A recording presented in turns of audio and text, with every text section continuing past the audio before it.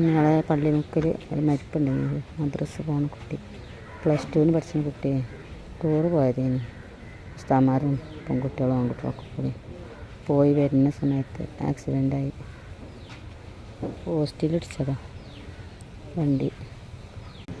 കണ്ടോ ആ മദ്രസയിലാണ് പഠിക്കണ കുട്ടി +2